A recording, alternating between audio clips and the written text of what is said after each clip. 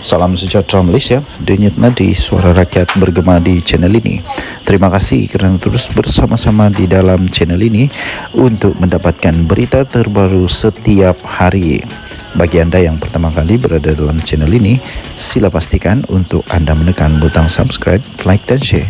Tekan juga tombol notifikasi untuk mendapatkan berita terbaru setiap hari.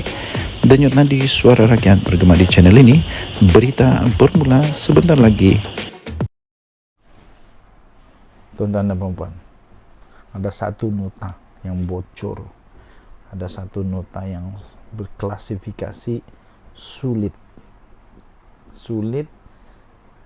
tahap 1 bocor, yang rahasia tahap 1, tapi itu kita telah terima. Ada satu rahasia betul-betul disimpan supaya tidak bocor. Rahasia ini sebenarnya disimpan supaya tidak bocor, dan rahasia ini sebenarnya kelas 1, tidak boleh diketahui oleh orang. Tapi akhirnya kita dapat tahu perkara ini. Kenapa? Dan akhirnya kerana rahasia yang besar itu bocor, akhirnya kementerian dalam kerajaan sendiri, kementerian luar sendiri telah membuat laporan polis. Persoalannya siapa yang bocorkan? Siapa yang bocorkan sehingga ramai orang tahu? Satu nota diplomatik ini penting. Kalau bocor bahaya, sebab ini antara strategi. Nota diplomatik sulit tersebar. Kementerian luar telah pun membuat laporan polis pada muka. Saya setuju, Kementerian luar patut untuk buat laporan polis. Orang yang berkenaan ini patut ditangkap. Kementerian luar telah membuat satu laporan polis susulan penyebaran satu salinan nota diplomatik bertaraf sulit yang diterima oleh Kedutaan Besar Malaysia di Rabat, Maghribi. Kementerian itu berkata, laporan terbabit bertujuan membolehkan polis menjalankan siasatan lanjut berhubung penyebaran nota diplomatik bertarikh 20 September 2023 itu.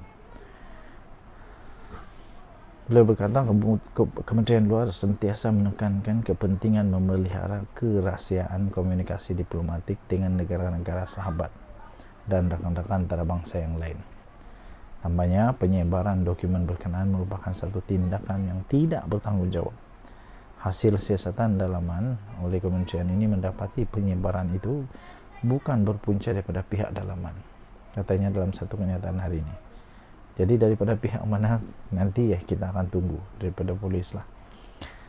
Persoalannya apa sebenarnya dalam nota itu? Apa sebenarnya yang tertulis dalam nota itu? Itu saya pikir yang menjadi misteri sekarang yang perlu untuk dijawab. Menurut kenyataan itu lagi, Kementerian Luar sudah memberi penjelasan berhubung perkara terbabit kepada negara sahabat berkenaan dan menyatakan kekesalan atas perkembangan itu. Katanya, Kementerian Luar juga memandang serius dan amat kesal dengan tindakan penyebaran nota diplomatik terbabit. Katanya, satu laporan polis sudah dibuat bagi membolehkan siasatan dimulakan. Kementerian ini akan memberi kerjasama penuh kepada pihak berkuasa dalam proses ini, katanya. Jadi selepas itu Kementerian Luar juga menggesa supaya tindakan penyebaran dokumen berkenaan dihentikan dengan mengambil kira implikasi yang negatif kepada keyakinan serta kepercayaan komunikasi antarabangsa terhadap imej dan integriti Malaysia. Saya pun tidak tahu apa tujuan orang bocorkan ini. Dia tidak tahu bahawa itu ada implikasi besar. Negara-negara luar Malaysia mulai fikir apa selepas ni kepada Malaysia. Itulah kenapa tidak fikir dulu. Terdahulu satu salinan nota diplomatik tersebar dalam media sosial yang dipercayai berkaitan isu seorang lelaki mendakwa sebagai warga Maghribi dan berada dalam jalur keturunan Nabi Muhammad.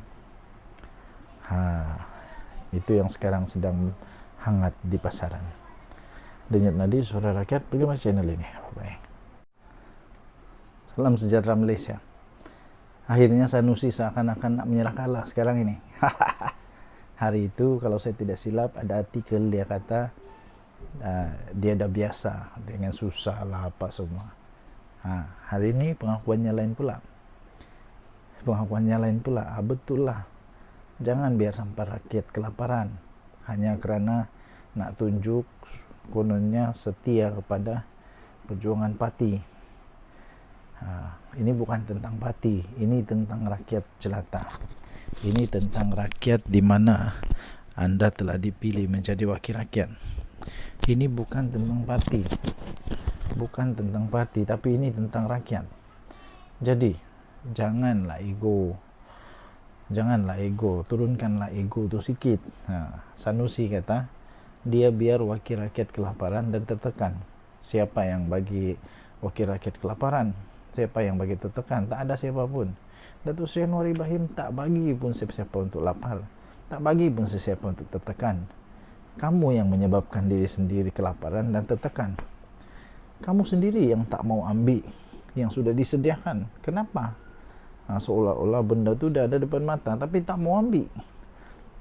Sanggup kelaparan, sanggup tertekan demi untuk mempertahankan ego yang kononnya prinsip. Tapi rakyat jadi sasaran, rakyat jadi mangsa. Ketua Pengarah Pilihan Raya Perikatan Nasional Datuk Seri Muhammad Sanusi Maknur berharap tiada lagi ahli parlimen daripada Bersatu menyokong kepimpinan Perdana Menteri.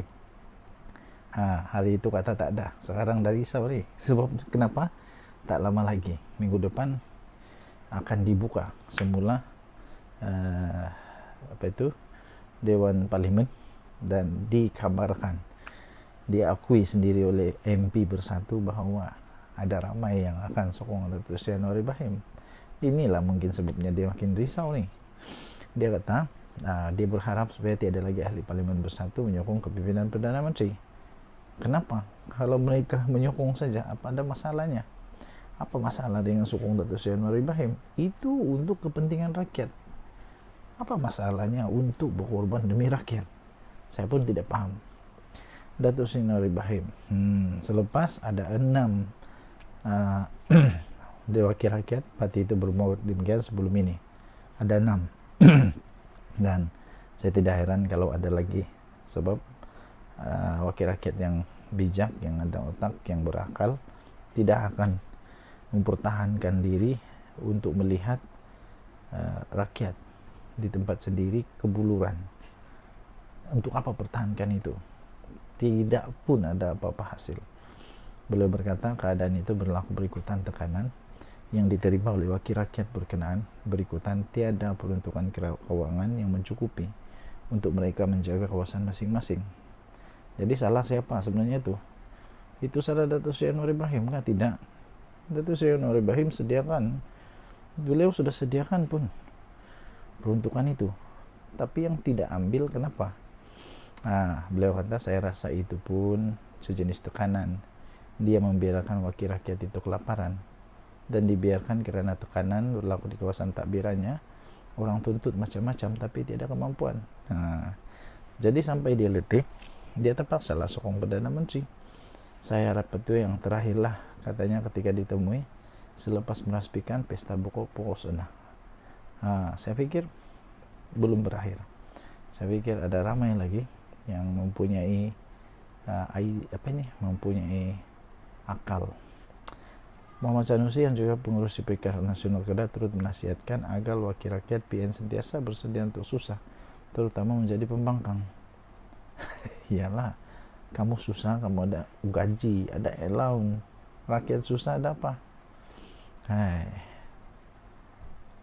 Jadi harap-harap wakil rakyat mempunyai fikiran yang terbuka lah untuk rakyat. Bye-bye.